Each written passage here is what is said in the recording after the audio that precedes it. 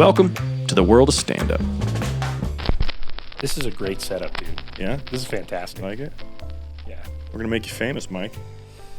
Listen, good famous? We're going to fuck up your marketing because you're going to sweat so much. You're going to be Skinny Mike's big products or whatever.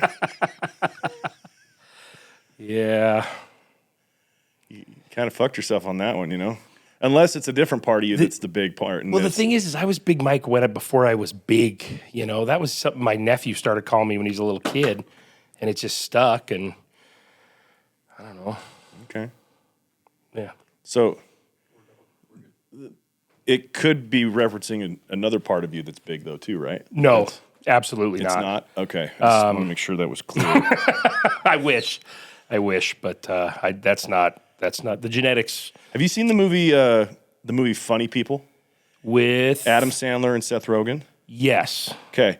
This moment right here reminded me of a scene in that movie because if you recall in the movie, I don't know why I start off a lot of my episodes describing movies. I've done it for Sausage Party. Now I'm describing Funny People. Adam Sandler is like a massively successful comedian, super rich, whatever. Right. And he hires Seth Rogen to basically help him write jokes and be his opener when he goes to do what he's doing.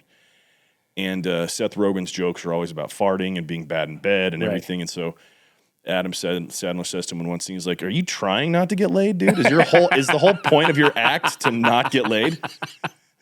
And I just thought about that. I'm like, is it another part there, Big Mike? And you're like, nope, absolutely not. I wish. Well, listen, I believe in honesty and transparency, and I don't want to misrepresent myself in any way, shape, or form. Okay. Now that doesn't mean that I don't know how to operate my equipment. Of course. It's just in a lot of ways when it's a less than average working device, right? As far as why did I say less than average? Side. I just said, we're average. Okay. Well, where I was going with that was it requires more finesse and more detail. So it actually takes a higher skill level to. That's a good point.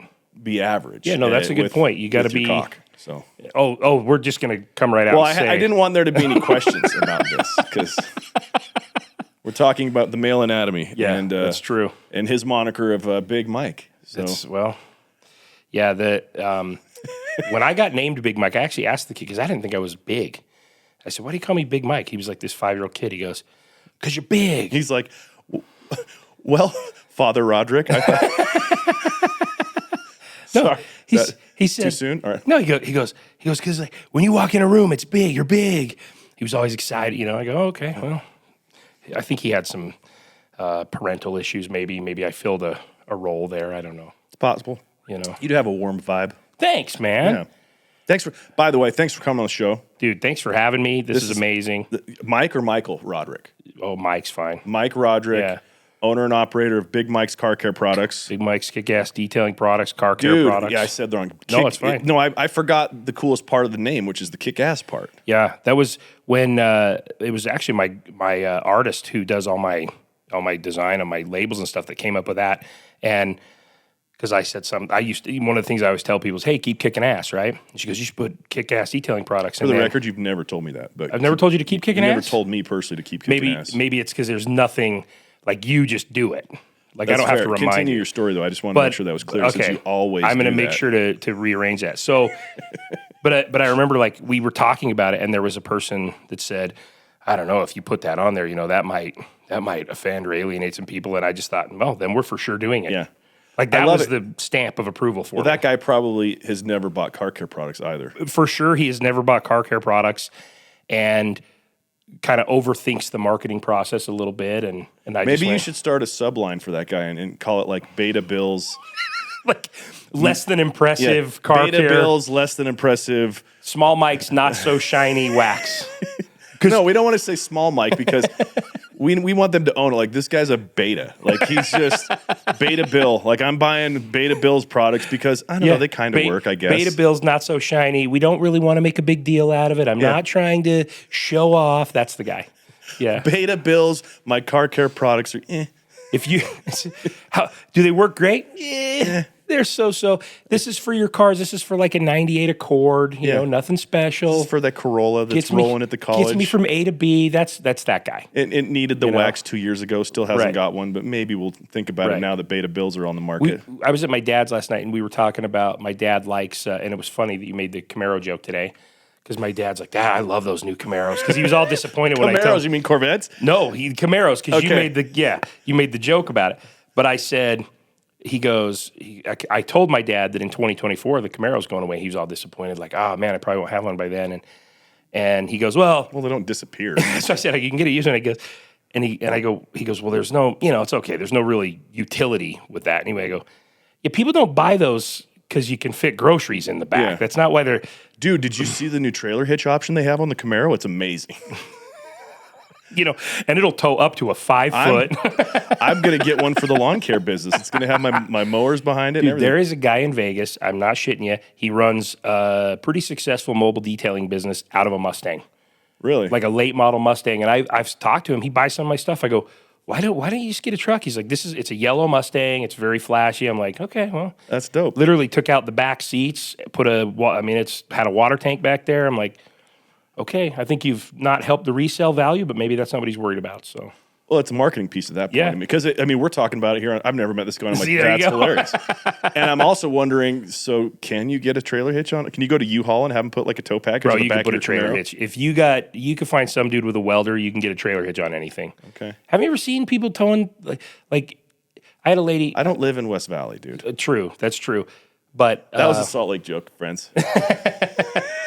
So for my Vegas friends listening, that would be like Hendertucky. We call it, like that's old Henderson, so West Valley. So yeah, they'll get that joke. Hendertucky, they call it. That's a mouthful. Yeah, it's quite the place. They have their high school out there is literally called Basic High School. We're not even trying to name it, dude. And listen, I know I'm going to have friends that listen to this who have attended Basic High School, and offense is meant. Please take offense to this. So, dude, how shitty is that if you were the valedictorian of Basic High School? Yeah. Do they have like mediocre college that they go to after being in Basic High School? The crazy thing is like sports wise, like their baseball team, they're legit. They slap, yeah. But it's Basic High School, and now it's Basic. I think it's like Basic Academy of the Arts or something. Like they've tried to rebrand it, but it's like you have basic in it. I think that name is more offensive than if it was like Redskins High School or something. Like that's right. Yeah. Jeez. Yeah, that Talk about underachieving. Yeah, and but I mean that's one of those. If you do like go out to a baseball game, like my kids go to Green Valley High School, and so when they play, that's a kind of a rivalry, right? When you go out there, like those parents will fight. Like they'll fight over. Sure, they will, dude. They'll fight over you chirping at. I mean, it's not just friendly chirping out there. So, you got to be careful. But we have that here. And so they're like, that's so basic. Yeah, it's so basic. You guys are so basic. So basic. I'm going to get some flack for this for sure. What's next? Extra high school? That's Andre Agassi Academy. We have that too. Okay. Are you serious? You have Andre Agassi Academy? Okay. Yeah. Is he from Vegas? I didn't know that. I think he is from Vegas. And then that one was for like, it's kind of like for the underprivileged kids. Okay. But they, in all fairness to that, they do a good job. He puts out a good product. The kids turn out to be pretty good people. So okay, yeah, that's good. So Big Mike's Kickass detailing products. I said it accurately. 100%. Okay, why that, dude? Why'd you get into that? So I started detailing cars professionally. I grew up here in Salt Lake. When I say professionally, like where I was getting paid for it when I was like 15. There's a guy I went to school with who we're chatting. We weren't even friends. Like we knew each other. And he tells me how he's got this idea and he needs a pressure washer. And my family still owns a business here in town selling that kind of stuff, selling car and truck wash equipment and stuff. And a pressure washer is pretty basic in that world, but they sold them. And I was like, hey, dude, let's hook up here. So he had a truck, I got the pressure washer, and we went out and we'd roll up to office buildings and throw on our nice polos. We were, nice white suburban kids and go in and get the keys to Mercedes and Porsches and stuff like that. And for us, honestly, like if they would have said do it for free, we'd be like, no problem, because we were driving these bitchin' cars, right? Right.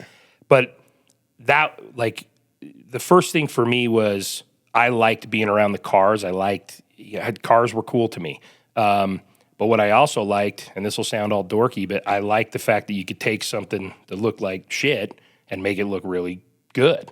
And people would come out, like, it was this big dopamine rush for me, for somebody to come out and be like, "Wow, my car looks fantastic." Maybe I wasn't getting that at home, so I got it from some random person at a title company who paid me to wash their Mercedes, you know? Right. And then the other thing was the fact that I had friends that worked at places like Skipper's Fish and Chips and shit, making $4 an hour, and I'm making $40 an hour, and I'm 15, 16 years old. And so I just kept doing it, and I'd get better at it, and then we got another rig, and then, we got another truck or another trailer or something. We just kept expanding. And it was awesome, because in the wintertime, when there's no cars to be detailed, I'd just go snowboard. I'd get a job at a ski shop or something and snowboard. And then I got married pretty young. Got married when I was 21. And by the time I was 22, we had a kid on the way. And sounds about right. Right. You're following the cultural timeline. Yeah. And it was starting to get like, hey, this is really cool. In the summer, we make a lot of money, and then we don't make anything in the winter. And so I started to look at how can we keep doing this? And I tried having a detail shop, because before that I was all mobile, went to people's businesses. And I had, like, we were doing jazz players' cars and stuff. So, you know, it was cool to be in that circle, right? Sure. Especially being so young. And then I went, I opened this shop out in Murray, and we started doing like used car reconditioning. I was terrible with accounting. So, like, I would have $15,000-$16,000 in accounts receivable that I wasn't collecting on and things like that. And then you'd go to collect, and the dealers would be like, "Oh, it's been 31 days. We only pay up to 30 days." And so I wasn't good at that part. That sounds shitty. I was dumb. I was a young kid. Well, no, like that a dealer would be like, "Yeah, 31 days." It's like, crazy to think a car dealer wouldn't honor their. I know, the bastion of integrity and honesty. Integrity and honesty, yeah. But anyhow, so then I went down to a wedding in Vegas. A friend of mine was getting married down there, and I went down there July of 2001. I met a guy who was a bigwig with a company called Bell Transportation. I don't know if you've ever. They are the limo company. They got like 400 limos in town. They contract all the hotels and stuff. And I met this guy, and he was like, "Yeah, man, I need, we go through these detailers. I don't have anybody." And da-da-da. I go, "Well, I want to move down here. I want to find something year round. Why don't we set this up?" So we moved. We set it up with the guy. Everything was good. We had just started doing a couple of cars, we were coming down doing a couple of days. I say we, it was me at this point. And 9/11 happens. And everybody, kind of like when the pandemic happened, everybody just shut their doors to everything and panicked a little bit. So I was on my own. So I started doing mobile detailing again, and eventually just, I had to kind of grow up, and I was a one-man operation, and I hadn't learned about scaling, and, right. Now I understand that stuff to at least some degree, where I was the guy that had to be the guy running the machine and polishing the cars, and now I understand, no, you get other people to do that. There's a legitimate, like, control issue when it's your baby. Sure. And it takes a lot of, like, trust to let that go. I remember for my podcast business, Audio Automated, when I hired my very first producer. Because before then, it was me doing the consulting, it was me doing all the coaching, it was me doing all the creation. I was balls deep in Logic Pro, mixing tracks. Everything was me. Right. So similar to what you, in that moment when I hired it out, I felt this, like, sense of relief. That was like, oh, so I can now think about... It's like this leap of faith, but at the same time... Well, when you're the only guy in your business, it's very difficult to have the energy to want to grow your business. When you're exhausted from being the employee, you're not thinking about, oh, I want to do more work. Yeah. And it's weird, too. I had a weird approach to the whole thing. Anything to do with cars brings a mega ego with it, right? Whether you're selling cars, detailing cars, fixing cars, racing cars, there's a mega ego that goes along with car stuff, with the car culture. And like my ego was more centered around the fact that I developed this way to, kind of run an assembly line, and I could go out and instead of doing 3 or 4 cars a day, I was doing 12 and had a route going and stuff. And I kind of rebuilt that in Vegas.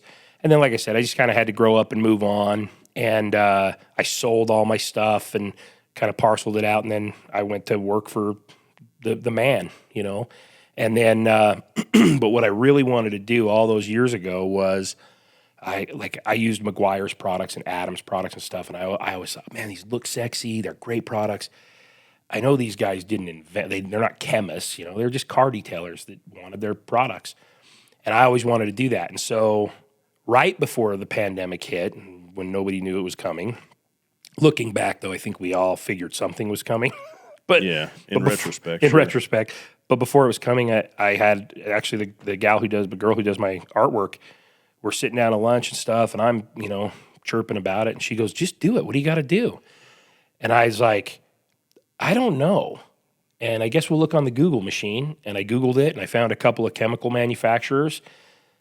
They made a couple calls, got a couple samples, threw some labels on, and here we are. So how involved are you if you say, can you change up your formulas and stuff if you? Yeah, so I'm not, let me make it very clear. I'm not a chemist.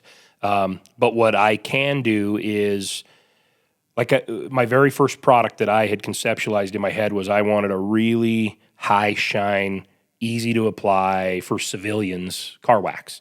And all my products, I try to have some kind of shtick or theme or something with them.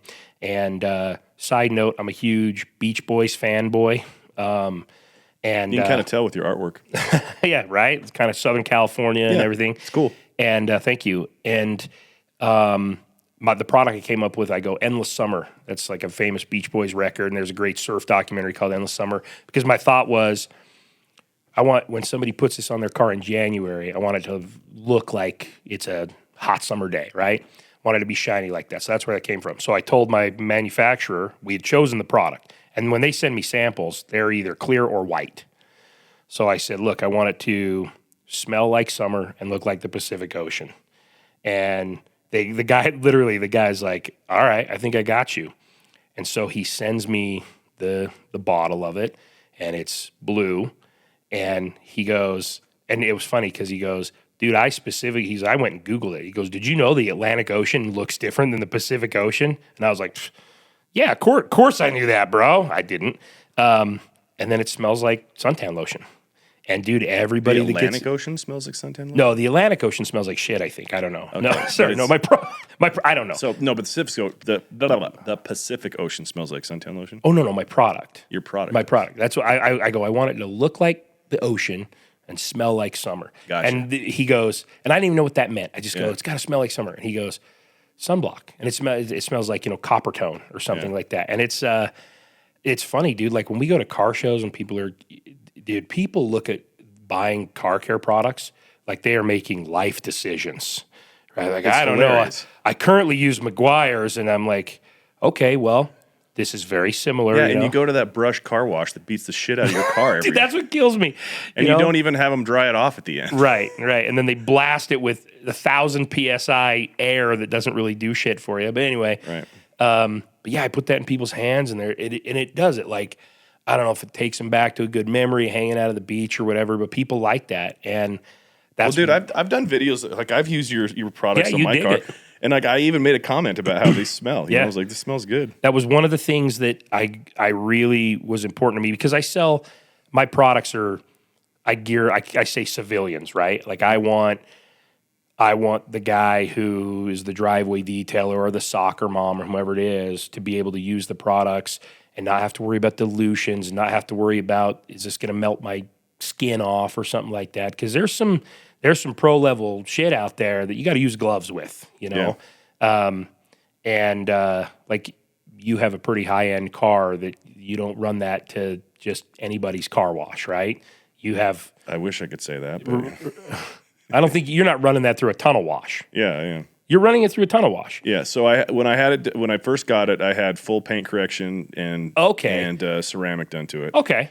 And I have the guy detail it probably once every 2 or 3 months. Okay.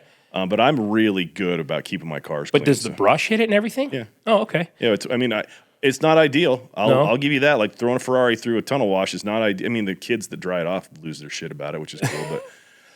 But that's probably the greatest my day. detailer was like, my detailer was like, "Don't you dare!" Bro. Yeah. And I'm like, "Where am I going to wash it, man? Yeah. There's no brushless car washes over here unless it's at like the rinky-dink one behind the Holiday gas station or some shit." I'm like, "There's no way I'm going there." Well, and I will say, I worked at Supersonic Car Wash when I was a kid. Okay. I worked in the detail bay, so I was pretty high up. I made $6 an hour instead of $4.25. Dude, save some for the rest. I was of us, elite, bro. right? I was elite, and it's interesting because the technology has improved quite a bit. I mean, it was basically Dawn dish soap back then. Yeah. But what you can do in most of those tunnel washes is you can tell them leave the brushes off and just do the chemicals, unless because you keep it garage and stuff, right? Yeah, my car's rarely dirty. Yeah, it's usually just dusty. So you can tell them leave the brushes off, and it'll just do a soap and a rinse. Yeah. I wonder how that would work. They push a button and the brushes don't. Well, no, I wonder what the quality of it would be. I'm gonna try it though. So here's the reason the brushes. We're gonna get a little nerdy right here, right? Okay, let's talk. Right. The reason the brushes are there is they have to agitate the soap. Like, Right. You've probably in your life had dirt on your car and the hose won't get it off, but for some reason you can rub it with your hand and it all comes off. You have to agitate it somehow. Yeah. And, again, I'm not a scientist, but it basically, when you drive down the road, your car creates static electricity, and that's what makes dirt molecules stick to your car. And so you have to break that somehow with agitation.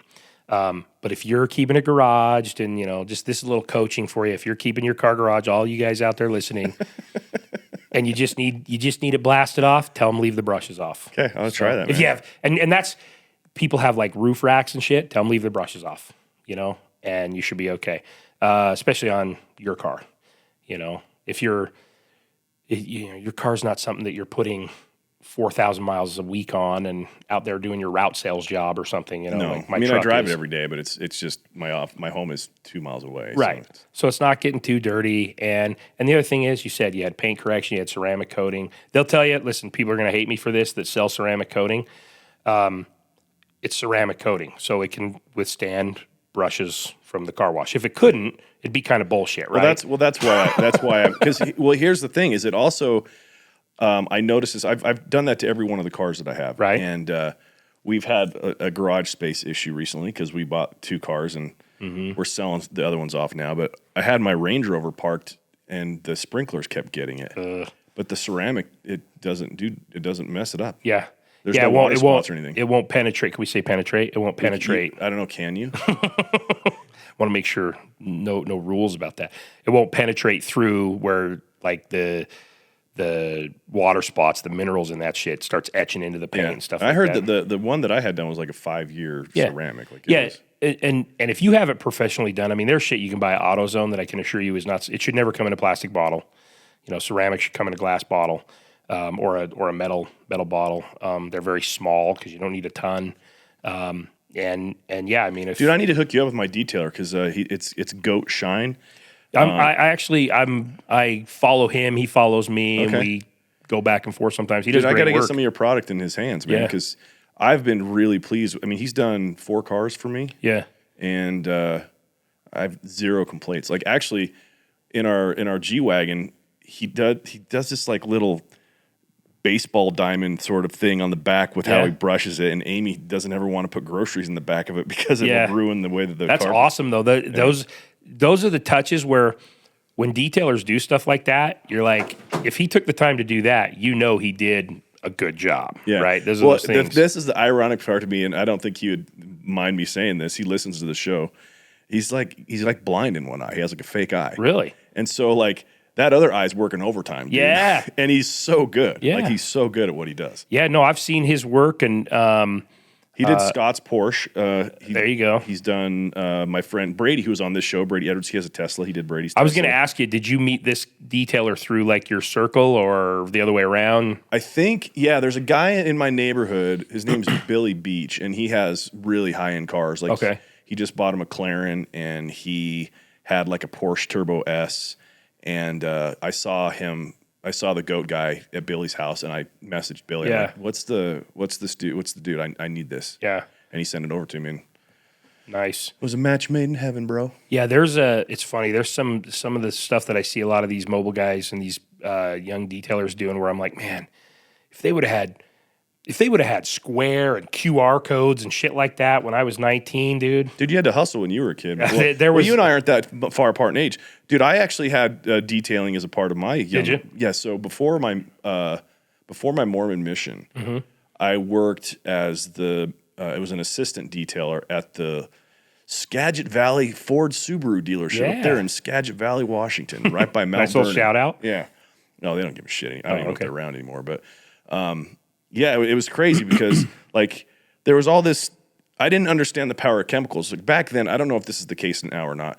But when Subarus would come off the truck, the brand new ones, they were covered in. It looked like cum, dude. Like they just had this gross foam crap everywhere, and it was a protectant. Yeah. And then they had this like solution that they would spray on it that would dissolve the protectant, and then it would allow them to like, the car to be fully detailed and everything. Yeah, I can't remember what it's called. Body shops use it when they'll spray it on. They just literally put on like a weed sprayer or a foaming sprayer or whatever, and they'll spray it on cars because they're in a paint shop and stuff, and that overspray is going everywhere, and so they'll put it on cars that are just getting some body, whatever, until it's their turn to go to the paint shop. And then, when it gets to the detail shop, they just spray that off and it's kept overspray. And in the case of transporting a car, like this is one of those things where people go, why do I need to get it paint corrected?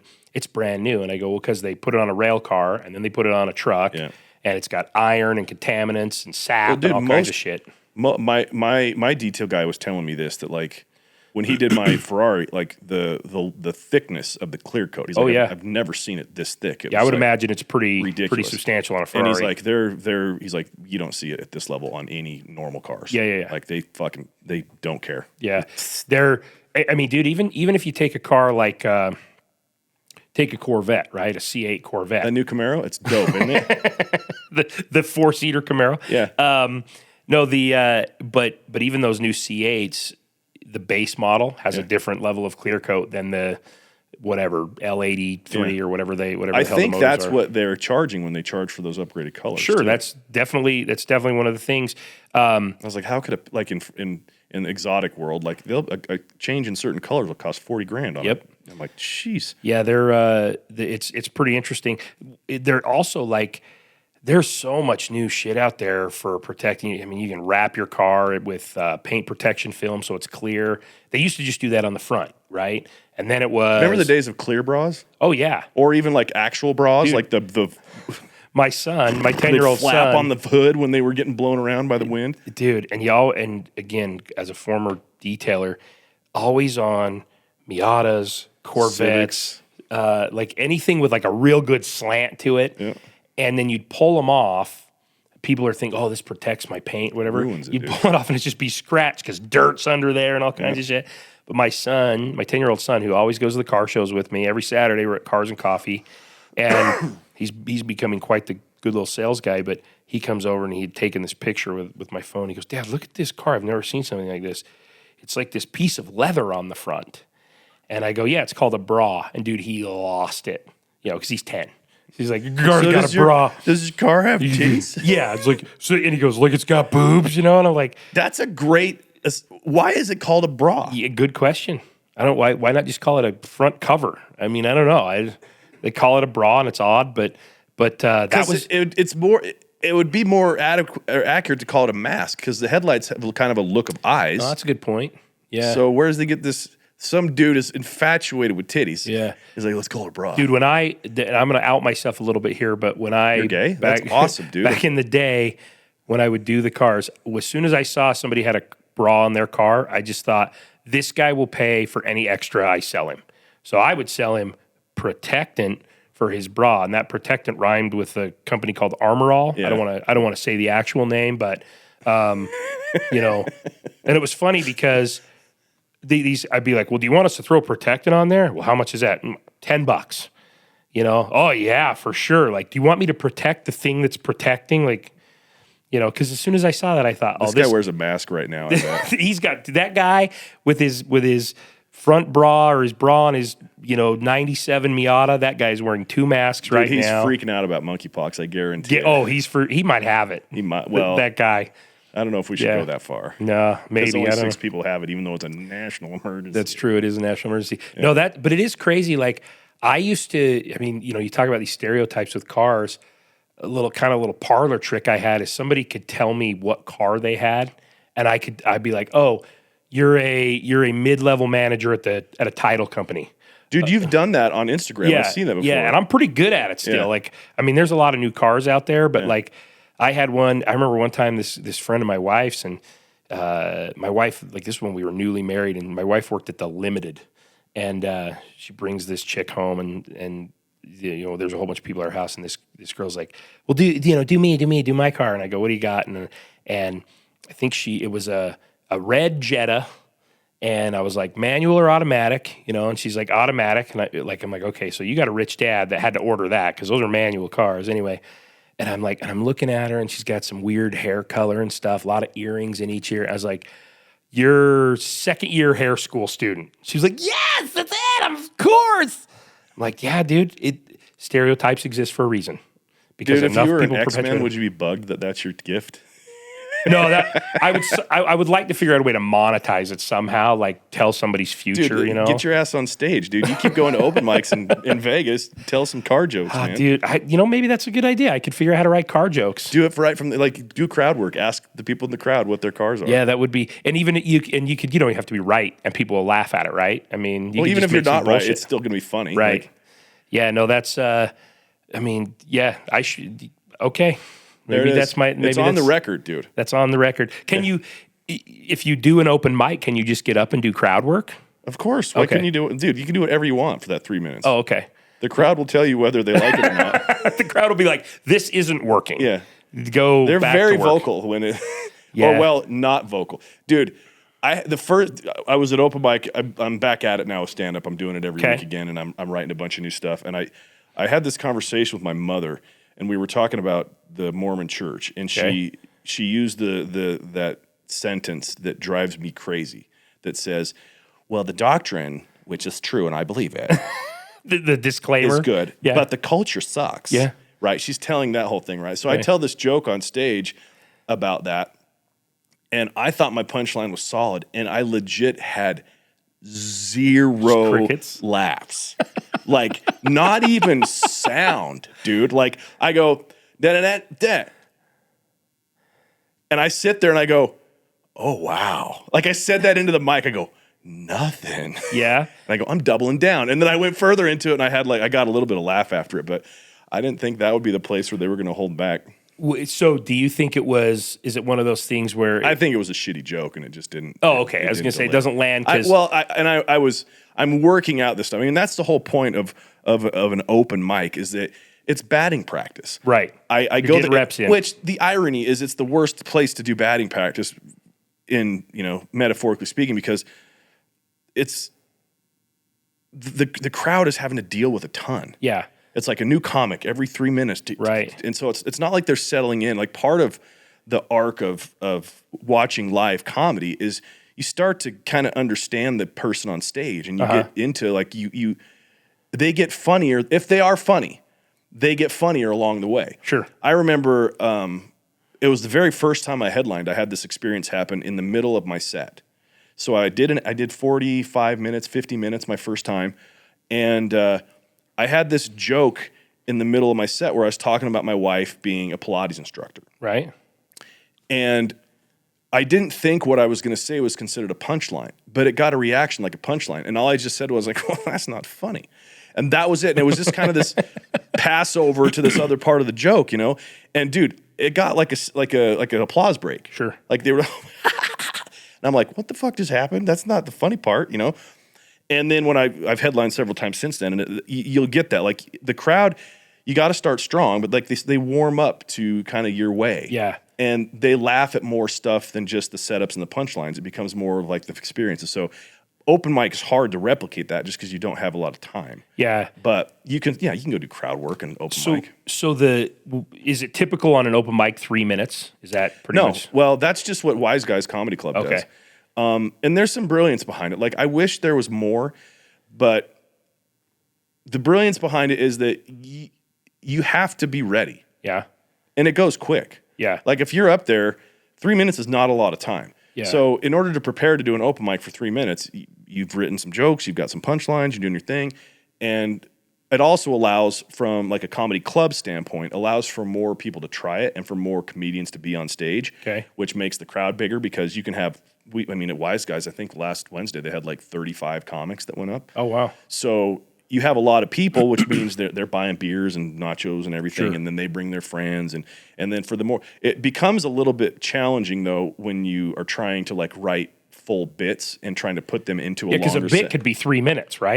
Dude, a bit could be 8 minutes. Yeah, like that's a good. You're one. leading them down a path, and it's like, and so you're doing that work in front of the stage to like squeeze the juice, like to squeeze the fruit and see if it's gonna work, right? Because certain things don't work, and you don't know that until you test them in front of a crowd. When you go to like bar mics, and here in Salt Lake, there's several bar mics, and you can get 5 minutes, 8 minutes, 10 minutes. Okay, they're harder because they're a bar mic, and sometimes you got fucking Monday Night Football playing in the background and nobody gives a shit. Right. Or the entire crowd is nothing but comedians, and so they don't care to listen. But regardless, you have to get into that sort of rep of saying your joke in a certain pattern and intonating certain things and working on your setups and your punchlines. Actually, this podcast and the work that I do on social media kind of hacks that system. Really? I'm so used to being required to say an articulate thought and to be funny. When we do these shows, I'm cracking jokes. We have a segment called current events where we're gonna make fun of some stuff, and it's the same sort of thing that I can kind of gauge even in my little small group of people here, like if it's funny or not, and then I could take that and try it in front of a crowd. But do you when you talk the open mics, like that's one thing I noticed because I like going and watching the open mics. I think it's you compared it to batting practice, right? Yeah. Like when I like UFC and I like the jobbers. The main event's awesome, of course, whatever. But I like the guys that are literally fighting for their paychecks, right? I mean, here's a guy that you got a guy that he finished his shift busting tires at Costco Tire Center at 6 p.m. and got over the MGM Grand to fight at 7:30, right? Like, so it kind of sucks that that's a reality, but I get it. It is, right? But it's that kind of that same thing when you watch the open mic. Like these guys are the grinders and the jobbers in that, and there's a lot of them where you're like, dude, this is really funny, original stuff. There's a lot of them that get up there and it's like, oh, good, more dick jokes, super, dude. Wait, they tell dick jokes at those open mics? Are you serious? Is that a thing? And it's it's whatever they get up. I mean, we were there one night and it was like 3 comics in a row. There was a chick and 2 dudes, and their whole shtick was either Trump or Biden bashing. And I'm like, you just did the other guy's jokes. Like, you guys want to compare notes before you get up or something? I don't know how it works, but and none of them. And here's the other thing: none of them were funny. It's like, dude, I feel like Jimmy Fallon did that joke 2 weeks ago or something. Dude, doing political jokes right now, especially, is very high risk. Yeah, because it's very difficult to do good ones. And a lot of times people won't even laugh at a good one just because it's about the guy they hate. Yeah. Politics are very polarized. Yeah. I will give a shout out to this guy. Shane Gillis is one of my favorite he's very funny comedians ever, dude. He's a guy that got fired from SNL before he started SNL, right? Okay. Yeah, well, he got hired, and then some idiots went looking through his podcast stuff, and he'd made some Asian jokes that were pretty off color, and the woke mob went after him and got him fired. Right. But he's actually, it's turned into a benefit. I actually hosted the shows when he came to Salt Lake the last time, and so I was able to meet him and befriend him a little bit. And he's doing this Gillian Keeves sketch show that he does for YouTube. Okay. And it's full TV production quality. It's really good, and it's fucking hilarious. Yeah. But in his stand-up, he does a lot of like Trump jokes. Okay. But he does it in a way to where he doesn't pick a side. Oh. And he does it, and he teaches you how to do Trump. Yeah. And he talks about, are we at this point where we can admit he was hilarious? And he just, says, who shows up to a debate and just says, wrong? Like, you can say wrong? Like, I didn't know that was a possibility. Dog face Ted, your wife's a dog face Ted. Like, he's so funny in how he does it. And he's the most unassuming dude ever. Like he's truly brilliantly funny. And so when I look at doing politics jokes, I look at that as the standard. Yeah. Like you can't do hacky Trump, red, orange man, bad jokes and expect people, because there's a lot of people in this world that are Trump voters and like the guy that you would never know. Yeah. They keep it shut because it's so risky to have people think like you would actually, you have the lefties that are like, I mean, I'm Trump, I can't believe it. And you're just sitting there going like, well, I'm never going to tell him I voted for Trump. You kidding me? Yeah, you're like, no, I thought his economic policies made more sense. I'm not a racist. But I just liked his tweets, man. One thing I was talking with my 16-year-old son about this, about the I guess extreme sides of we were talking about specifically politics, but I go, you could apply this to sports or the cars people like or whatever. I go, people look at it as like this linear thing, left and right. I go, really, it's more of a cyclical thing, and the left and right of the extremes become the same thing. It's a circle, yeah. I go, it's a really odd thing that these two ends don't realize they're the same person. Yeah. With one's got a MAGA hat and one's got a Biden bumper sticker, but you're the same person, man. Yeah, and only one of them has a job. So, ayo. Yeah, it's.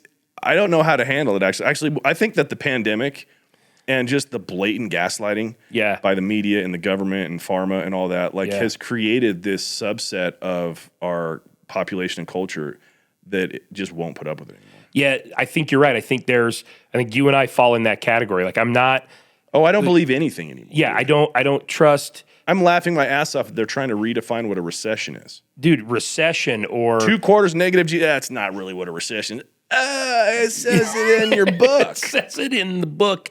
Nope, it did, but we changed it just now. That physical book that you can't erase out of, it's still there. But on Wikipedia, dude, Elon Musk going at Wikipedia was awesome. Yeah. He's like, what are you guys doing? Yeah. And even there's that Fox News reporter, Peter Doocy, that went at the press secretary. I saw that. And he's like, you're trying to change the definition. She's like, well, no, we're not. And he's like, you literally have changed the definition. Every other time it says this. Now you're saying it's not that? Well, it's not that. It's like, oh my God. Yeah. And it's, what it's like for me is, I'm sure you're a fan of the Chappelle Show, right? Of course, dude. I say, I'm like, we're being Rick James'd right now.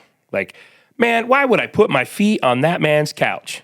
So anyways, yeah, man, fuck that guy's couch, right? Fuck your couch. And you're like, wait, what? I mean, that's one of the best scenes ever in a TV show because there's no cutaway, there's no pan. He's just standing there, takes a bit, and he goes, "Yeah, I had my feet on his couch." Yeah, I mean that guy, rich motherfucker, thinking he's got a nice couch, and you're like, cocaine's a hell of a drug. Yeah, and dude, when I see them, like that guy Peter Doocy, he's asking him a question like, "We never said that." Anyway, here we are redefining a recession. You're like. Are you James right now? No, the funniest one wasn't the recession one. Was he asked? So I guess the Biden administration has restarted up construction of the border wall on the southern border. They were never going to build another foot. They were never going to build it. Like you have clips of Biden saying we're never going to do that. Not another foot will be built. The immigration shit has just been a nightmare for the Democrat Party because it's literally just floodgates open. There's all these issues, especially right now where they're trying to force vaccinations and have there be all these health regulations specific to monkeypox and COVID and everything, and they're just going to let them walk right through. Right. We're not rebuilding the wall. We're fixing the mistakes of the past registration. Well, why did those mistakes matter if you've been on record saying that walls don't do anything? Yeah. Well, we're fixing the mistakes. Well, what mistakes were there? Well, we're fixing. It's like she looks like the biggest fool up there. I feel bad for her because she's. I was just about to say that. They're all puppets, dude. Yep. Any of the press secretaries, left or right, it doesn't matter. They have to do the bidding of the big guy. Yeah, because you can see it in her face. She doesn't believe it. You can I reference a post you made about kind of duplicitous people, right? Oh yeah. I won last night that I did. Yeah, and dude, that resonated with me because my wife and I were talking. I said, "Watch this." Bryce is talking about, and I said, this pandemic really exposed. I mean, I saw it with friends and family and stuff where I was like, that it's showing how, I guess, easily duped you are. And I think it's, like my parents, they're baby boomers, right? Your parents are baby boomers. And they were taught to believe the adults because adults wouldn't lie to you because adults have your best They were interest very at heart. structured. Very structured. And now even, like my mom's like what she referred to herself like a reformed feminist. She's like, I bought into all of it. I bought into, if women didn't work, that they were lazy and just didn't want to produce in the system and da-da-da. And now my mom's like, now I realize like it's okay if men do the heavy lifting, Yeah. My wife that's been the beautiful thing about this is it's like reverting back to more traditional values. Yeah. A lot of this pushback, like, wait, no, this is stupid. Yeah. And again, and by the way, that's not a commentary of like women should or shouldn't work. I don't give a shit. But my point They absolutely should. But it should be based on what somebody wants to do, not based on if you don't, you're not, and this and my wife, she refers to herself as the world's worst feminist because she's like, my wife's like, she wants to be June Cleaver. Like where she just goes, go handle the kids are fight, go handle that shit. That's man She's work. She's gonna twirl in with your dinner when you're here, honey. Here's your and we joke in my house because she'll be like, hey, can you do XYZ? I go, that sounds a little bit like lady work, and then she gives me the eye and I go do whatever she wants me to do. But but my wife is very traditional, like. And this is, I mean, when we got married, she was working at a bank and she was gonna move up into the banking system and stuff. And then we had our first kid, and I think she did her maternity leave and lasted like 2 weeks. She's like, I miss my baby. I just want to raise our baby. Isn't that the irony of the whole thing? Is that the push towards socialism would make it so that women could just not do as much? I'm on board, dude. Like, I get what you're saying. It's like, we have, basic income paid. We got all our shit handled. They just want to do what they want to do. Is that the ruse? We're trying to feminism our way back to traditional values so that you just not have to do anything. Oh, like good point. Like now they're coming full circle, right? Full circle, yeah. No, that's a good point. Like I want to be empowered in the kitchen. Yeah. The comedian Sebastian Maniscalco? Oh, I've seen him live, dude. Yeah. He's one of my favorites. I mean, dude, I saw this guy. What do you do? I saw him on the Playboy Comedy Tour, Court McCown's Playboy Comedy Tour at the Palms, and I think there were 300 people in this room. Yeah. And I was instantly, I'm like, I'm a fan. He had that bit about TJ Maxx or Marshalls or whatever looking like Beirut. But he's got this bit he does about the woman, like the woman handling business and like at the airport and like, the husband's over there in the corner, like I'm holding all the bags and the wife's up there handling it. And my wife's like, no, my wife's like, handle the shit, go up there, get our bags checked. Like, I had a friend one time, he's got adult children and his kids came to visit, his son came to visit with his wife. They were leaving to come back to Salt Lake where they live. This is in Las Vegas. And the wife hops in the driver's seat and she's going to drive home. And my friend he's just like, I don't know, that doesn't sit well with me. And I'm like, dude, my wife drives all the time. Well, I was like, what's the big deal? She's just driving, right? Yeah. So then I go home and I'm telling my wife, I go, yeah, get a load of what this joker said. And my wife's like, no, he's right. She's like, no, that's your job. You drive. Wow. And I go, but you drive on road trips. She's like, I drive for an hour. That's it. 1 hour. And then you're back in the driver's seat. I'll let you have a little nap. And like my wife's like, that's your job. You handle that. I'll make sure the kids have sandwiches and snacks. And so whatever. I was talking with my wife on we go on walks on a regular basis, and it's really a fun place for us to kind of explore different ideas. I had heard this. I was talking to her about this. I heard this example about the differences between men and women in feminism and all of that when it comes to production, and how women do themselves a disservice when they don't acknowledge the power of physical beauty. Oh, okay. And when you look at, for example, like the metaphor of the game of chess. Okay. So if you look at the game of chess, the most important piece on the board is the king. Okay. He can move one move at a time. Right. One square, any direction, but one at a time. The queen can go wherever she wants, however she wants. Right. And the statement was made as I was listening to this, like the queen... A woman can show up to the finish line and fuck the winner. And it was like, women have so much mobility. They have so much capacity because dudes like a pretty face and a tight ass. Mm-hmm. And if you look at what it in business, for example, and women can, of course, be successful in business. I'm no way saying that you can't. There's I know some real hustlers that are women. This isn't about that. I'm talking about the possibilities that exist because of the differences in the genders, in men and women. That for a man, for the king, to build a business, it's slow moving. Right. One step at a time. One step at a time. One step at a time. You got to, you eat the elephant one bite at a time. It's slow. It's deliberate. Right. I mean, it can be faster, but it still takes time, right? Yeah. Where you can't skip steps. A woman can come in and befriend the man or romantically become involved with the man and immediately have access to all of that work. And then technically, because of how law works in the United States, leave with half of it. Yeah. Right? So I found that to be interesting because it's like we have this demonization of beauty, and I think that's partly why. There's a certain, Jordan Peterson talks about how a lot of the things that have been happening in our culture relative to all the genders that are showing up and all these other wokeness in a way that it's creating different, he calls them dominance hierarchies, different ways to compete, because in the typical normal dominance hierarchy, these people suck. Right. They don't have any discernible skills. They're not charismatic. They don't know how to really create difference or win for themselves. So they have to create a new category where they're the winners. And so a lot of these categories have to do with grievance. I'm more oppressed. I'm winning the grievance Olympics. Yeah. And that makes them feel important in their hierarchy. Anyway, transitioning that kind of back. It's like collateral or something in that, right? Or capital. Sorry, that's what I was looking for. It's like they got this capital or collateral. Well, they need to feel like they're winning. Yeah. Or that they have a purpose or that they're at the top of something. Yeah. And so, this demonization of physical beauty, they're even trying to redefine what physical beauty is. The whole body positivity movement and everything. It's a lot of this stuff is truly unhealthy. Well, not even just redefine it, but also tell me or tell you, no, that is pretty. And you go, because, look, dude, we're dudes. Some dudes are into blonde chicks. Some dudes are into brunettes. You can't, just because some dudes like a thicker girl. Some want a skinnier girl. But there's a point where it's that's not thick. And if it is, it's got fucking 6 C's at the end of that thing, okay? Yeah.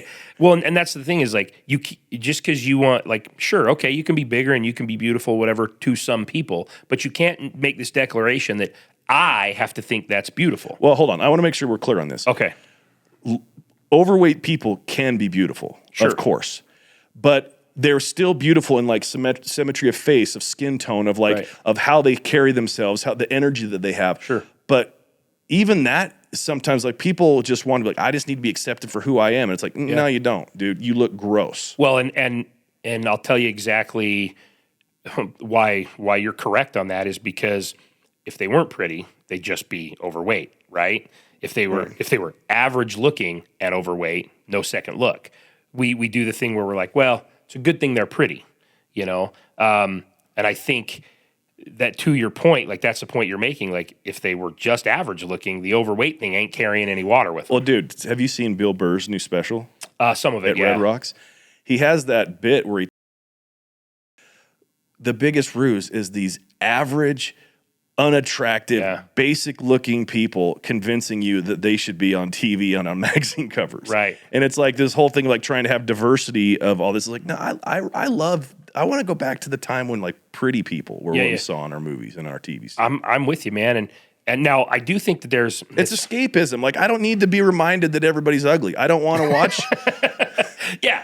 No, hold on. Everybody's ugly. Yeah. We have so many ugly people in this world. Otherwise, we'd all be on TV, and right? that's fine. Yeah. That's the dominance hierarchy, right. dude. There's movie stars and musicians, and there's models. They're hot. Yeah. And they get the attention because of their physical beauty. There's nothing wrong with that. People just need to stop getting their panties in a bunch about the reality of that. Or, I guess, and as well, if you... Get in the game. Get in shape. Do what you need to. You have control over that. Well, when you talk about actors or musicians or whatever, there's average or maybe less than average looking actors that are really good actors. Yeah. That's why we watch them. There's no average actors that aren't hot. Right? There's no average. There's no there's musicians that are ugly as shit. Al Pacino, ugly dude. Ugly dude, but he's a tremendous actor. So that's his ticket in. Yeah. There's it's kind of the same in comedy, dude. There's very few really attractive comedians. Yeah, and I've also and I don't know if this is a good or bad thing in comedy. You would know better than me, obviously, but there's a lot of self-deprecating humor in comedy. You know, I used to like Ralphie May. You know, rest in peace. He was so funny, dude. He was funny, but he had to come out of the gate acknowledging his weight. Well, right? when you weigh 600 pounds, you kind of need to do that. But he had to come out of the gate acknowledging that. So it was like, I know, and we'll make some jokes about it. And for the record, it was a double hinge gate. it was French doors. Yeah. But he was also, I thought he was funny without, like, his not fat jokes were funny. Well, what you're discussing here is something that it's been an interesting thing that I've noticed, and it's low hanging fruit. Yeah. When the fat guy goes up and talks about how fat he is. Yeah. And how he can't get laid and how nobody wants him. It's like people laugh. Yeah. But it's almost like a mean laugh. They're like laughing from a malicious place, like that guy. But they feel okay about it because he's the one saying it. And it's like the only other way to get away with that is to be if you're not fat or unattractive, or there's not some discernible way to that you need to point out, Right. You have to go the other way. You have to go super arrogant. Yeah. And be funny about it. Yeah, that's a good point. There are comics, there are musicians like that, there's actors like that. The act or the musician thing is very interesting to me. There's a lot of really good-looking, shitty musicians, but there's no shitty musicians, there's no average-looking musicians that are shitty. They're top-tier level musicianship. You know, Tom Petty was probably the ugliest man that ever stepped on a rock and roll stage, but he was a tremendous musician. He still plowed Stevie Nicks, man. Did he? Oh, yeah. Really? He got she was a hoe. She was such a hoe. Dude, I watched a documentary. Dude, Fleetwood Mac is one of my favorite bands ever. Do you realize how much drama was in that band? Oh, sure. She fucked everybody. Well, she was a witch, dude. Okay, so no, she had a relationship with Lindsey Buckingham, the guitarist, and I think she fucked the drummer too. And then she fucked Tom Petty, and she fucked, I think it was I could see his face in my mind. I want to say Jimmy Iovine, because he was a big producer at that time. Okay. I'm probably wrong on this. It might have been a different group, but she really made the rounds. She really enjoyed that time of her life. Yeah. I'm going to go out on a limb and say Stevie Nicks probably has some daddy issues, maybe. You know, she's a witch. Oh, I'm sure she had plenty of daddies. I'm kind of a music snob, and I get I'm probably, I'll say things like, I don't think Stevie Nicks is that great, and people are like, excuse me, she's fantastic. Well, it's her. Fleetwood Mac's great, but I don't know what Stevie Nicks is great. I was never like a Fleetwood Mac fan until about a year ago. And really? I think it was that stupid Ocean Spray guy on the TikTok that had Dreams, and I'm like, that's a great song. And I started with more maturity diving into their catalog. Yeah, Fleetwood Mac has a song called Tusk. And I've said that's the perfect song. I got to listen to that one. That's a great song. Live is better. Well, Amy and I were joking about this. Like, I'm at this age now where I don't have biases against any music anymore. Like, I used to be like, country music sucks. Yeah. I'm like, no, there's some country music that's great. And there's some rock and roll that's great, and some that sucks, and there's some rap and hip hop that sucks. And there's every genre has shitty music. They also have some great ones. So we have this habit where every night, it's usually every night, we have a really nice back porch, and the sun sets there, we have the lights, and I'll sit there and smoke a cigar, and we'll just talk shit. We'll have the Bluetooth speaker out there listening to music and everything, and it's been a fun thing. But anyway, back to the whole Fleetwood Mac thing. Like, I laugh at how, the main songwriters for most of their songs were either Lindsey Buckingham or Stevie Nicks. Yeah. And when they were in the relationships together, like some of those songs about breakups and everything, like it's heavy duty, right? Yeah, and imagine the fucking band having to show up and be like, Stevie's like, I got a new song, and it's like, might as well say Lindsey is the biggest asshole ever. Well, imagine being Lindsey, like, he's like, really, I guess bitch? I'm gonna get up. We're gonna go on tour, and I'm gonna play this every night. Really, bitch? We doing this? And he's like, you know what? Checkmate, girl. Like, and he goes and writes his own shit. He's like, go your own way is his song, you know. I thought, like, the bass player and the drummer were just like, these two fucking idiots. And then the drummer's like, I think I need to get in on this. Yeah. That's why you got to be like Motley Crue and just write very, kind of borderline violent songs about women, and then write a song called "Don't Go Away Mad, Just Go Away."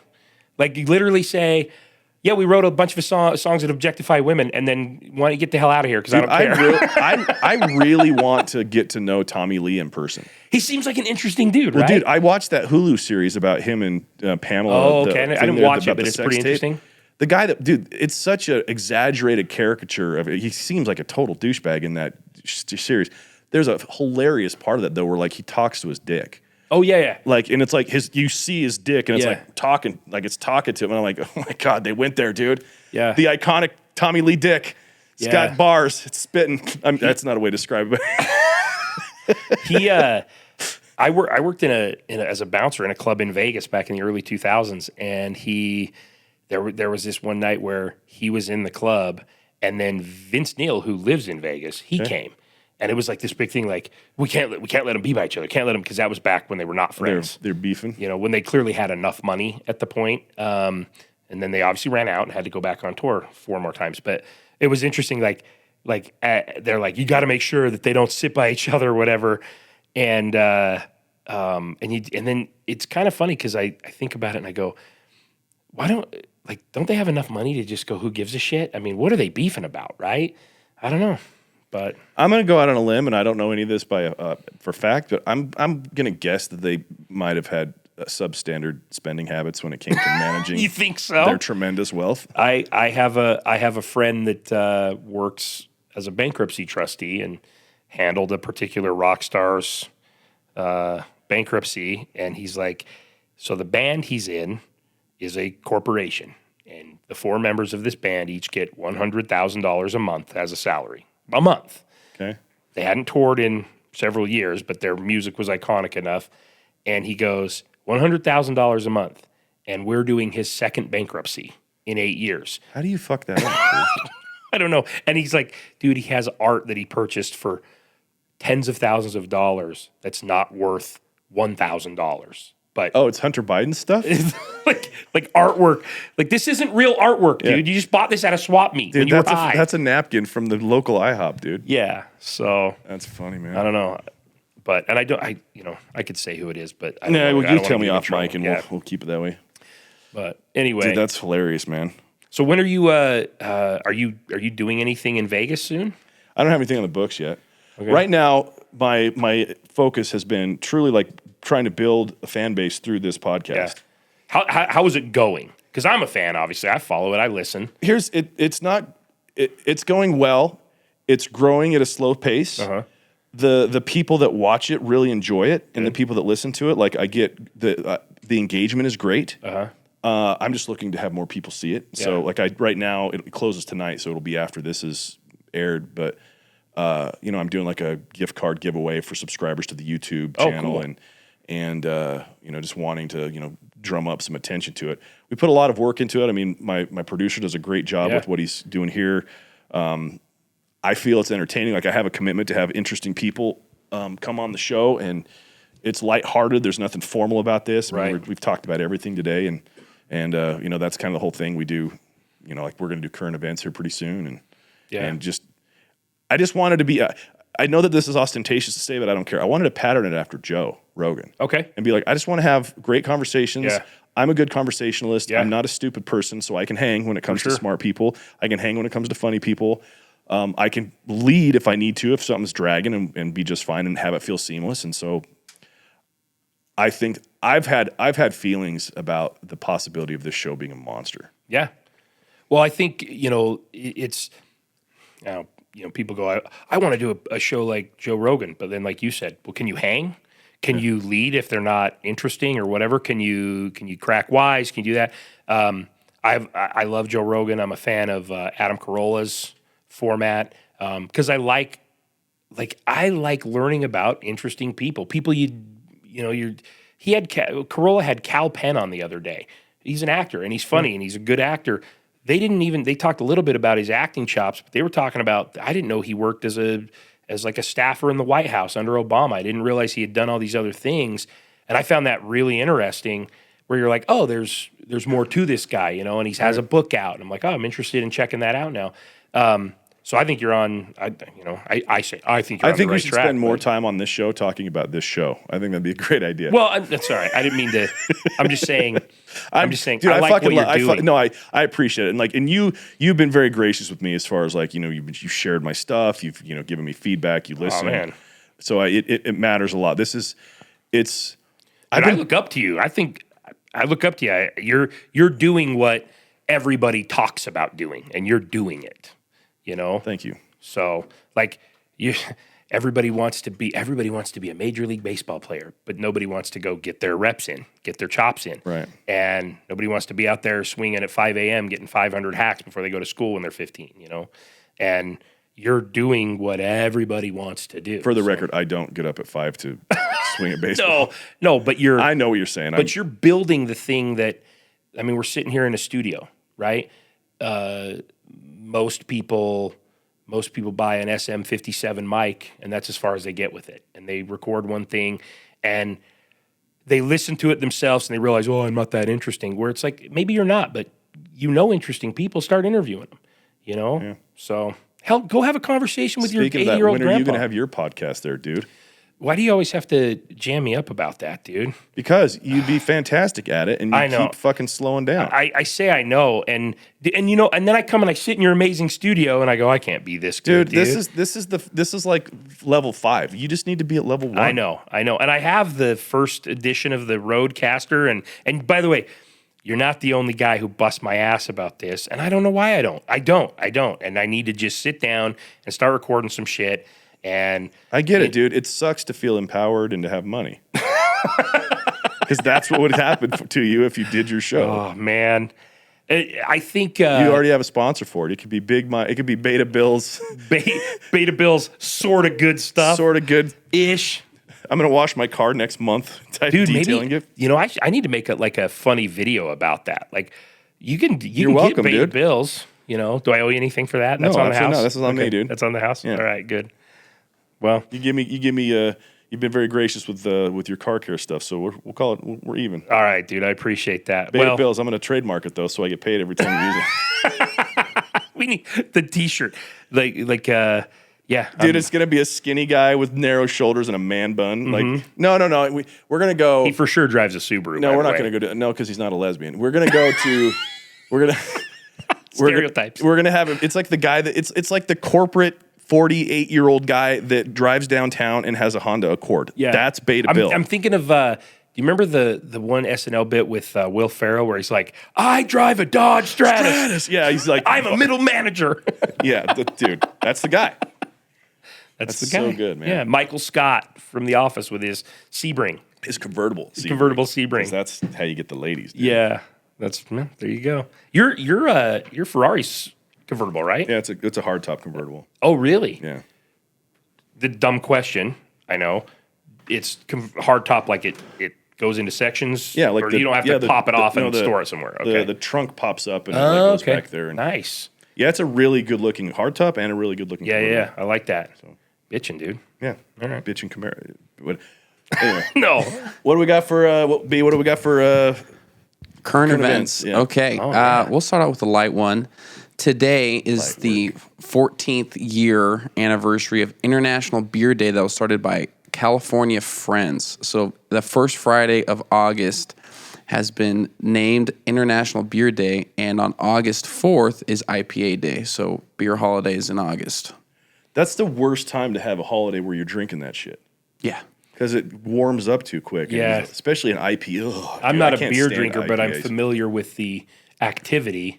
And I have friends that are beer drinkers, and yeah, the August 4th thing. Did you know that?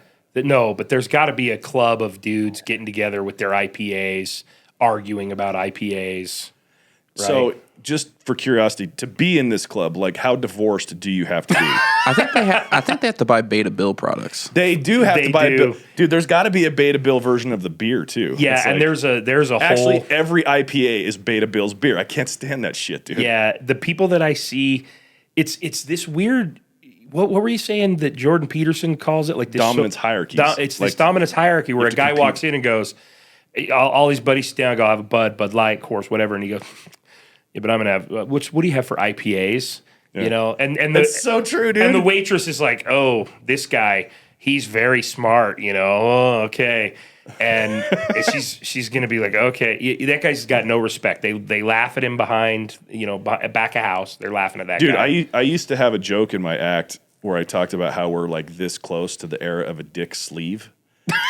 Because tats are just everywhere, and that's the next evolution. But the guy that's going to tell you about his dick sleeve just ordered an IPA. Yeah, he's that guy. He's got the wax mustache. He's like, bro, like I got a koi fish, and the guy with the IPA works it into every third conversation. Of course, for sure. Well, and when he's doing CrossFit, you know about that too. Yeah, he for sure does CrossFit. Yeah, well, that's how he earns his IPAs. Oh, and he makes sure he tells you that. He tells you I earned my IPA. Yeah. For sure an Instagram post. I did an AMRAP this morning and for sure an Instagram post. Best. And the bar that he tags then messages him and says, "Please don't tag us." Yeah, they're please don't tag us in this. Please remove this tag, or they remove the tag for him and just don't say anything. Did a beer holiday in early August. Okay, that's yeah. Are you a beer guy? No, absolutely not. Okay. I drink vodka and tequila and that's it. Okay, so you go. Which I can't. I would, being a cigar guy, I wish I could drink dark liquors, but I can't anymore. I drink whiskey and it just wrecks me. Yeah, I don't know. I grew up with my three uncles, my mom's brothers, and they had like a hierarchy of beer. They had race cars, right? They had like Top Fuel funny cars and stuff, and it was like you had garage beer. That was Busch beer, right? You drank Busch in the garage. Right. And they were sponsored by Anheuser-Busch, but that was the free shit. So you drank that in the garage or in the race shop. And then you had Budweiser at the track. Yep. And then you had, I think it was Bud Light was kind of like after the race was over and everybody's packing up. Because you got to hydrate. You got to hydrate, right? Get your electrolytes and it was up. like there was this weird like hierarchy of beer. But I'm like a 13-year-old kid. And I understood this hierarchy, you know? So, like, when I became an adult, even though I don't drink beer, and you see somebody drinking Busch, you're like, oh, garage beer. Got it. Understood. PBR. Yeah. I get it. So. Yeah, dude. I when I do drink beer, I'll drink like a Shock Top or a Blue Moon, and then I'll just put an orange in it. And usually it's around Oktoberfest. I love going up to Snowbird during that time. And I'll drink two good times at Oktoberfest, right? And, well, that sometimes makes me wish I was more of a beer guy, because when you go up and you drink a full, like 2 or 3 full steins of beer, you get drunk. Yeah. And it's fun, and you're at that elevation, like it hits quicker, and it's kind of fun with everything up there. And then you feel like shit the next day because you're all bloated. And so you go up on a Sunday, call in sick on Monday. Well, no, I can't call in sick, so I have to do it on a Saturday. You go Saturday? Okay, that works. Saturday's the best day for Oktoberfest. Plus, if you go Sunday, you might see people from church. Dude, I don't see anybody from church, dude. No, they're in trouble. I don't go to church, dude. Yeah. Remember, I live in Las Vegas, so I occasionally, almost every week, break the Sabbath because I want a soda or something like that. But it's funny when you see somebody that you attend church with hitting the video poker machine. Yeah. And I go, and then I just walk out. I don't want to have a conversation with them. I don't want them to know that I saw him. It's uncomfortable for me. And plus, you're probably embarrassed that he saw you walking out of, the Spearmint Rhino, and that was a bigger deal than you don't walk out of the Spearmint Rhino on a Sunday. You go in on a Sunday. Okay. It's early Monday morning when you walk out. Okay. So I heard, anyways. That seems like one of those lores you learn to be in Vegas. What else you got, man? So in the lovely state of Florida, at 4:40 a.m. Thursday morning, a truck carrying 10,000 frozen turkeys combusted and was caught on fire, and they pulled over and they lost 10,000 frozen turkeys just combusting out of nowhere. No, okay, so no accelerant. No, not what. According to the article, it just what caught on fire? The trailer carrying the turkeys. It could have been one of the freezers that electrical airs. When I hear stuff like that, I hear about like all the different food processing plants that are going up in flames, and I'm like, this is. It sounds like a con job, right? Yeah, it sounds like some Smokey and the Bandit shit, Yeah. That sucks. I bet you it smelled good around that place though, like all that burnt turkey, dude. I don't know, because those turkeys are wrapped in plastic. Yeah, but it's Florida. I tracked my statement. So in Florida, they may throw the turkey with the plastic in the deep fryer. I don't know. Florida seems like that place where they don't give a shit, dude. In fact, Florida seems like the place where people went out to that trailer and got those turkeys. They're like, yeah, this one's still half good. This is still. Dude, I was born in Florida, so be careful, buddy. So you know what I'm talking about. I do. My brother lives in Florida. He'll vouch. Actually, I've been considering, like, dude, Florida seems great. Yeah. Lately, like, Well, you get to be an adult in Florida, that's for sure. Well, yeah, in like southern Florida, it's basically like northern South America, like because there's so many. There's Colombians and Brazilians and Venezuelans and Dominicans and Cubans and everything's there. Nobody speaks English or everybody speaks other languages as well as English. Mm-hmm. There's a lot of money there because there's a lot of drug stuff. So there's all the fancy cars and everything that's there. It's very beautiful, but I kind of like what's been going on in Florida when it comes to like their. Anyway, we'll talk about that. I got you. What else you got, homie? Burnt turkeys, love it.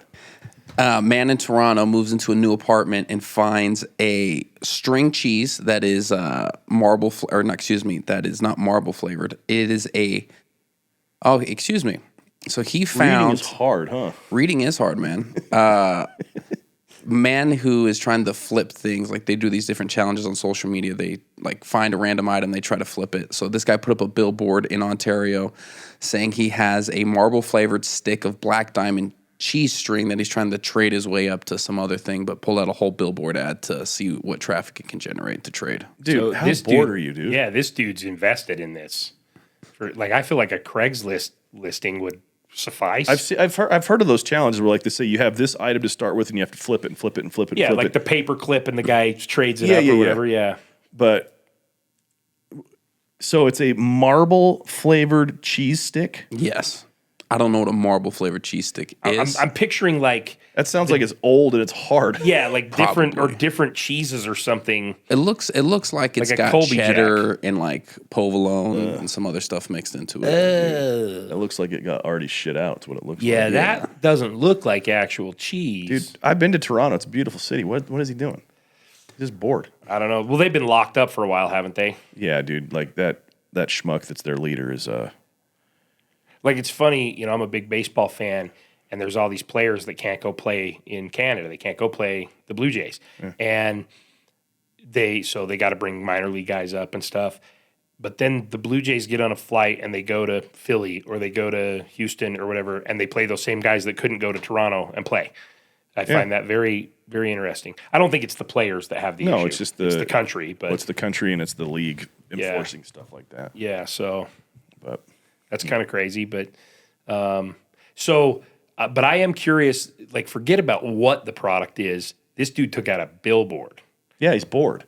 He's rich and he's bored. He's rich. I right? bet you got to have money for that. He's got crypto money because nobody that's smart would do that with their money. Yeah, and as much as there's a lot of smart crypto dudes, there's a lot of dumb crypto dudes out there. Dude, I met I was going to say child. I met a kid that's like 23 that had made $2 million on crypto. I met him like 4 months ago. Here in Salt Lake. Wow. He's just a normal kid. He's like some Mormon kid that just got off his mission. Got into the crypto world. He's buying fancy cars and shit now. Yeah. The crypto thing, I don't get it at all. At all. I do. You do understand it? Yeah. But it's definitely confusing, especially it can be confusing to understand it. But like on a foundational level, once you get it, you'll get it. And well, I think my problem is that my friend who has made money in crypto and the cashier at Circle K give me the same pitch about crypto, and it's got me a little confused. Like I'm like, is he smart or is he dumb? The bigger question, or am I just dumb? I don't know. The bigger question, Mike, is why are you talking to the cashier at Circle K about investments? So I spend a disproportionate amount of time at the Circle K by my house. My wife says I'm the unofficial HR rep for there. I solve some disputes and whatnot. I got their soda machine fixed through a letter writing campaign. Okay. Where I wrote one letter. So that's a campaign. So, yeah, it took me one letter. Okay. But they responded pretty positively. That's good. But, yeah. And I get bummed out when, you show up to get your soda on a Sunday, on the Lord's Day, and Daryl's not working that day because he's been transferred to the other store because he won't stop talking to people about crypto when they're buying their cigarettes. So, I'm way invested. That's actually not a bad move. I'm way invested in the Circle K drama. I like this. I like this Daryl guy already. Oh, dude, Daryl's a stud. He's sitting there behind that counter going, dude, I have a captive audience every time somebody comes up to me. Yeah. I actually... I'm going to sell some Dogecoin. Daryl would actually be an interesting phone-in guest for you. Yeah. So he's just crazy enough. So, anyway. Dude, that sounds like a fun thing to evolve to. Do you ever watch like Tom Segura and Christina P's show? Sure. Your Mom's House? Dude, their production and it's they're very funny people too. And how they find all those videos and stuff is beyond me. It's pretty. Her reaction to those is probably one of my favorite. Like the way, because it's very authentic how she reacts to it. So, well, dude, Tom Segura he just doesn't have a. What's the best way to describe it? He doesn't have a gag reflex with that stuff. He can look at the most disgusting fucking shit and laugh. Well, I mean, he hangs out with Bert Kreischer with his shirt off all the time. That's fair, dude. That's fair. He's been desensitized. Have you seen the bit with them where? Well, not even a bit. They're just doing their show, and Bert's drinking Kool-Aid out of a tumbler. Yeah. And Tom's like, "Holy shit, you're actually drinking Kool-Aid!" And Bert's like, "What's the big deal? It's Kool-Aid. Fucking delicious, man. It's delicious." And it's like Kool-Aid. Bert, maybe this is part of your problem, dude. Yeah. So, those are funny guys. Did you know that the movie Van Wilder was written about Bert Kreischer? No. Yeah.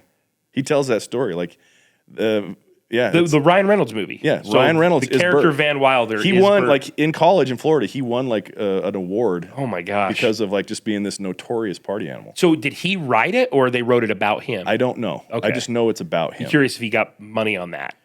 I don't know. Yeah, but I do know that I've heard it out of his own mouth that like he's like, yeah, that movie's about me. Have you worked with those guys at all? I've met Bert backstage in the green room at Wise Guys. I've never met Tom Segura.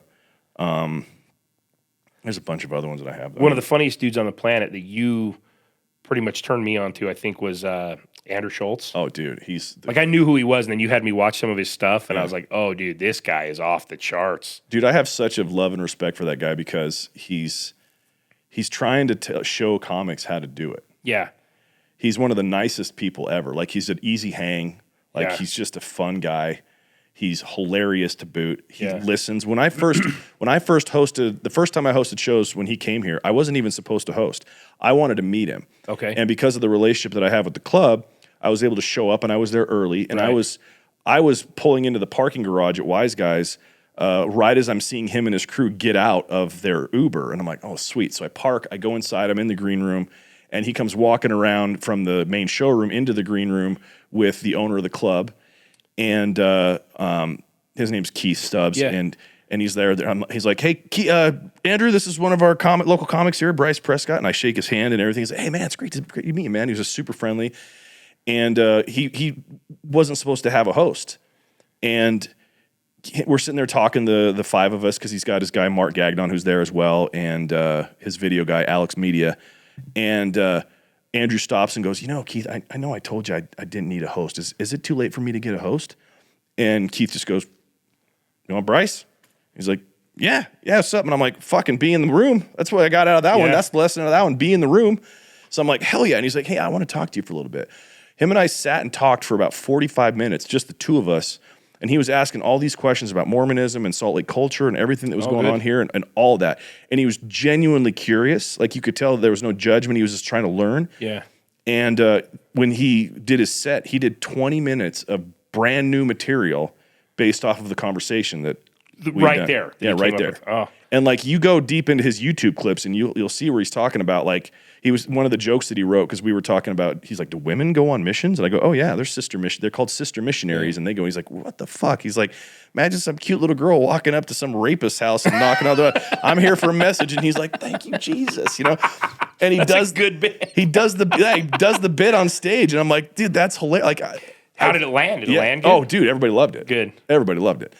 But yeah, dude, Schultz it's been cool because like his special Infamous, they wanted to cut out 2 jokes that he'd written. Yeah. 2 jokes, right? 2 jokes. That's and he's it. like, fuck no. Yeah. So he had to give his money back. Yeah. And at last count, he said this on his Instagram, was that he's tripled that back. Yeah. So it was a better move. Well, and even then, I was reading where somebody tried to hack him and shut it down. Like, they don't. And I don't know, what are the 2 jokes? Do you know? Are they? Yeah, he does. He does are they one so about bad that they shouldn't be out there. Well, he's put them on his Instagram, and they're hilarious. One of them was about Ted Bundy, and who doesn't like a good Ted Bundy joke? Well, it's because it makes women look stupid. He's like you ladies are stupid. Like, he had a tan Volkswagen Bug. Like, that's what he drove.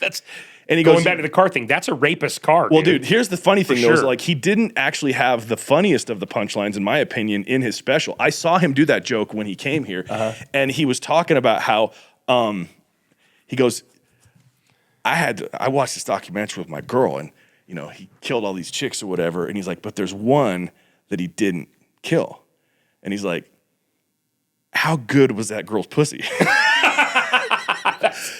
And he's like, cut that can you out. imagine this girl? Like they're like, oh, y'all bitches got killed. That's too bad, I guess.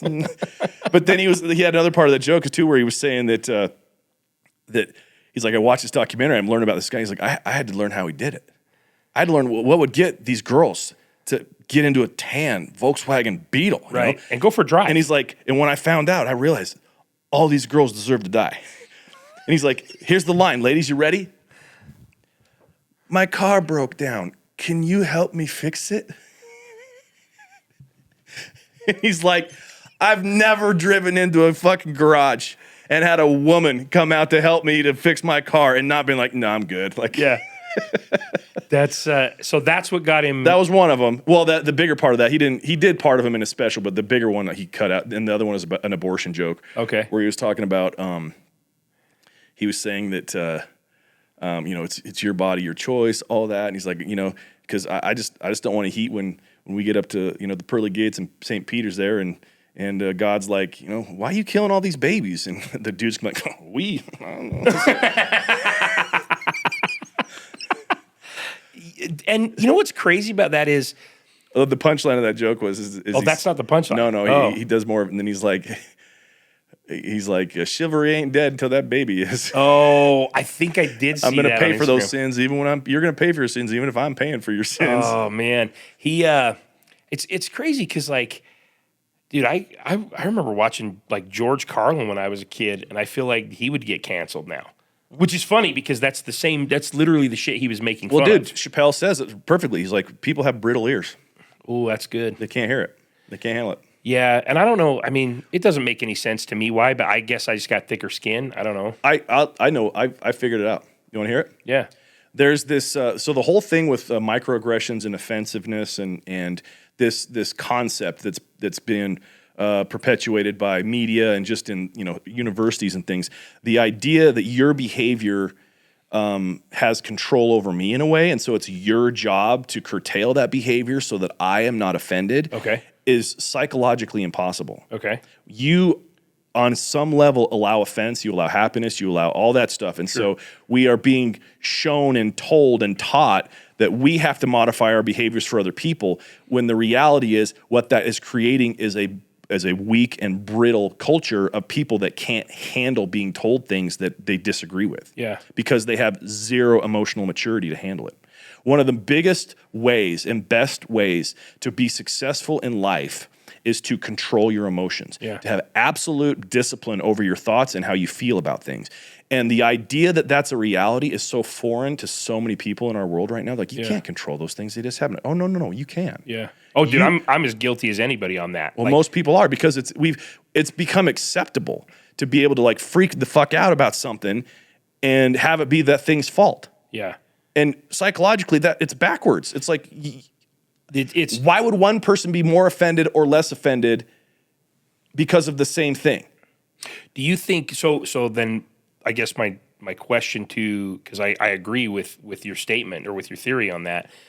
What's the end game? What's the payout for whomever is pushing that agenda? I don't know that, but just controlling everybody. I think that it's something to do with with manipulation. That if you can get people to believe, it's like a cycle. If you can get people to believe that, you can get it to be a question to what an actual woman is. You can get it to be questioned, like, you know, the idea of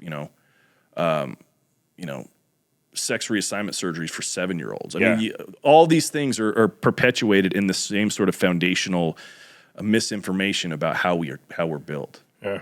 Anyway. Yeah. I agree with you 1,000%. I just I mean, good gravy, man. I got adult kids. I mean, I got a 23-year-old daughter who's married and has a baby on the way, and I got a 10-year-old son and everything in between. And it sounds cliche, but I'm like, dude, they are coming for our kids, man. Yeah. And well, dude, my daughters are that way. I have a we've 19 and 17, and it's heartbreaking kind of where they're at. They live in Oregon, and they got all that in their face. Yeah, and my younger daughter, she'll never admit this, but she has said to me before that if you're just straight and white, you're boring. Yeah, isn't that crazy? Yeah, Like, so how's that privilege working out? A little boring. So I remember probably one of the best examples of like that is Chastity Bono. Yeah. And I go, imagine being raised in this limelight. Both your parents are, your mom's tremendously talented. Your dad's riding that coattail. And he's a shitty skier. Not a very good skier apparently. Too soon. But he's in the limelight and he's got some talent, whatever. They're famous people. Yeah. And then here you are. You're just the kid of these people. And I don't know if it's maybe the pressure that everybody feels like you need to be as good as your mom and you're not. Or maybe your mom was too busy to get you into the singing lessons or the acting lessons or whatever it is. And there just comes a point where you're like, well, I grew up around this, but I don't have any of it. But if I were all of a sudden something else, now I'm talked about and I'm exciting and I'm unique and interesting and all that stuff. By the way, somebody tell my kids, just because you're unique doesn't mean you're useful, like or interesting. Or interesting. Yeah. Like there's a lot of completely useless uniquity. Dude, Bill Maher, we'll wrap after this. Bill Maher had this segment on one of his shows a while ago when he was talking about how basically in certain circles in Los Angeles, everyone has like a transgender kid. Oh. And if you look at the same demographic of income in places like Ohio, nobody does. Nobody does. And so he's like, so what is it? Why is that the case? Yeah. And he's like, we have to be able to talk about this in a real way because his take is that like transgenderism is a real thing. Yeah, social collateral, right? But it's being co-opted in a way that is for virtue and for social status. Yeah, I got one of these. Yeah, it's like the LA's new version of a Black Babies. You got to have like a. Well, I was going to say kid.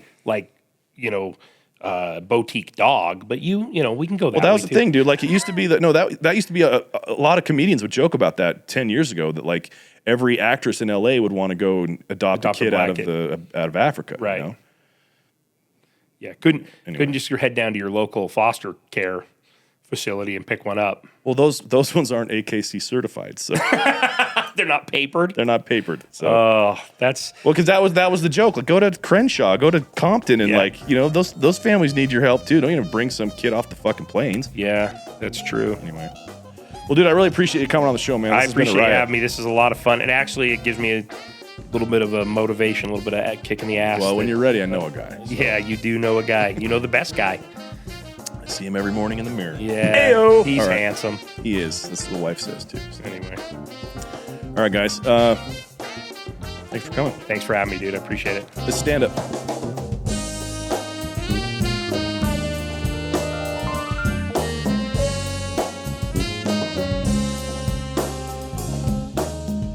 Hey, thank you so much for watching this video. I hope you enjoyed it. If you did, I would ask that you like, subscribe, share it. You want more videos? Check out over here. We got them for you. See you on the next one.